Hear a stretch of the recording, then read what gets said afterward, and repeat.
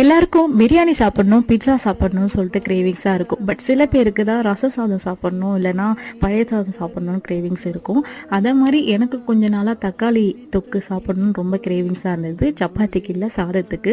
சாதத்தோடு போட்டு பிசைஞ்சு கூடவே கார பூந்தி வச்சு சாப்பிடும் போது அதோட காம்பினேஷனே வேறு லெவலில் இருக்கும். எனக்கு ரொம்ப பிடிக்கும். இது மாதிரி எதனா காம்பினேஷன் உங்களுக்கு பிடிக்கும், இல்லை எந்த ஐட்டம் சாப்பிடணும் போல் கிரேவிங்ஸாக இருக்கும், அது மாதிரி எதனா இருந்தால் கமெண்ட்டில் சொல்லுங்கள், நானும் தெரிஞ்சுக்கிறேன்.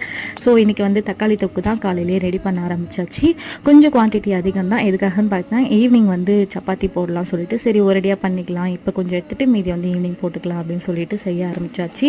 எப்பயுமே எனக்கு கொஞ்சமாக செஞ்சு செஞ்சு பழக்கமானனால அது மட்டும் தான் நல்லா வருது. கொஞ்சம் அதிகமாக செய்யும் போது கொஞ்சம் பயத்தோடு தான் செய்கிற மாதிரி இருக்குது. ஒழுங்காக வருமா வராதான்னு சொல்லிட்டு ஒரு கன்ஃபியூஷன்லேயே தான் செஞ்சுருந்தேன். பட் ஃபைனல் அவுட்புட் நான் எதிர்பார்த்த மாதிரி செம்மையாக வந்தது. இன்னும் சாதம் தான் ரெடி ஆகலை, வெயிட்டிங். மத்தியானம் ஒரு பொடி பிடிச்சிட வேண்டியது தான். டாட்டா.